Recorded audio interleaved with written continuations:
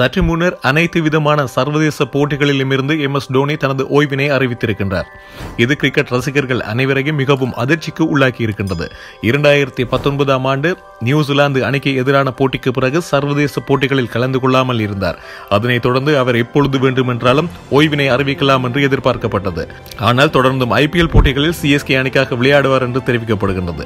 MS டோனியை பற்றி சொல்வதாக இருந்தால், இந்தியாவின் பீகாரில் மிகவும் சாதாரண ஒரு நடுத்தர குடும்பத்தில் பிறந்த இவர் தனது குடும்ப வறுமையினை போக்குவதற்காக ஆரம்ப காலத்தில் ரயில்வேயில் வேலை செய்திருக்கின்றார்.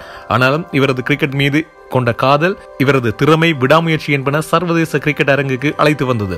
அணியில் இடம் கிடைத்து மிகவும் குறுகிய காலத்தினுள் அணித்தலைவர் பொறுப்பையையும் ஏற்றுக்கொண்டார். அதனைத் தொடர்ந்து T20 உலகக்கிண்ணம், 2011இல் இலங்கை அணிக்கு எதிரான ஒருநாள் சர்வதேச உலகக்கிண்ணம், மினி உலகக்கிண்ணம் என்று அனைத்து விதமான சர்வதேச போட்டிகளிலும் இந்திய அணிக்காக கோப்பையை வென்று கொடுத்த ஒரே தலைவர் என்ற பெருமையை பெற்றுக்கொண்டார்.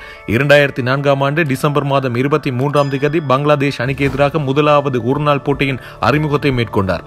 ஜூலை மாதம் 10ஆம் தேதி 2019ஆம் ஆண்டு நியூசிலாந்து அணிக்கு எதிரான உலகக்கிண்ண போட்டியின் அரையிறுதிப் போட்டி இவரது இறுதிப் போட்டியாக அமைந்தது.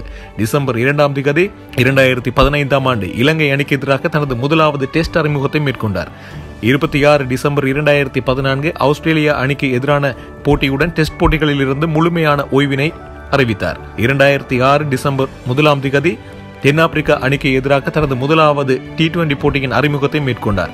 2019 பிப்ரவரி 27 ஆஸ்திரேலியா அணிக்கு எதிரான போட்டியுடன் T20 போட்டிகளில் இருந்து முழுமையாக ஓய்வினை பெற்றார். இதுவரை 90 டெஸ்ட் போட்டிகளில் 4876 ஓட்டங்களை பெற்றிருக்கின்றார். 38.09 இவரது சராசரியாக இருக்கின்றது. 6 சதங்களையும் 33 அரை சதங்களையும் பெற்றிருக்கின்றார். 224 ஓட்டங்கள் இவரது அதிகூடிய ஓட்டங்களாக இருக்கின்றது. 96 பந்துகள் வீசி இருக்கின்றார். 256 போட்டிகளில் இவர் விக்கெட் காப்பாளராக செயற்பட்டு 38 ஸ்டம்ப்களை செய்திருக்கின்றார்.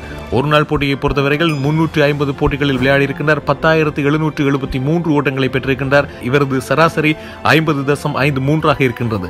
10 சதங்களையும் 73 அரை சதங்களையும் பெற்றிருக்கின்றார். 183 ஓட்டங்கள் இவரது அதிகூடிய ஓட்டங்களாக இருக்கின்றது. 2005ஆம் ஆண்டு இலங்கை அணிக்கு எதிராக இவர் பெற்றுக்கொண்ட ஓட்டம் அது. 36 பந்துகளை வீசி இருக்கின்றார். ஒருநாள் போட்டியில் ஒரு விக்கெட்டை வீழ்த்தி இருக்கின்றார். 321 ஒருநாள் போட்டிகளில் இவர் விக்கெட் காப்பாளராக செயற்பட்டு 123 ஸ்டம்ப்ஸ்களை செய்திருக்கின்றார். T20 போட்டியை பொறுத்தவரையில் 98 T20 போட்டிகளில் விளையாடி இருக்கின்றார். 1617 ஓட்டங்களை பெற்றிருக்கின்றார். 37.6 இவரது ஓட்ட நிகர சராசரியாக இருக்கின்றது. 2 அரைச்சதங்களை பெற்றிருக்கின்றார். 56 இவரது அதிகூடிய ஓட்டங்களாக இருக்கின்றது. 57 போட்டிகளில் இவர் விக்கெட் காப்பாளராக செயற்பட்டிருக்கின்றார். 34 ஸ்டம்ப்ஸ்களை செய்திருக்கின்றார். இவற்றையெல்லாம் விட உலகின் மிகச்சிறந்த பினிஷர் என்றால் அது MS டோனி என்பதை அடித்து கூறலாம். அதில் எந்த விதமான சந்தேகமும் இல்லை. முன்பொரு காலத்தில் நாங்கள் கிரிக்கெட் பார்க்கின்ற காலத்தில் எல்லாம் இறுதி ஓவரின் 6 பந்துகளில் 10 ஓட்டங்கள் பெறுவது என்றால் கூட எங்களுக்கு தெரிந்துவிடும் 90% இது போட்டி தோல்வியில் தான் முடியும் என்று.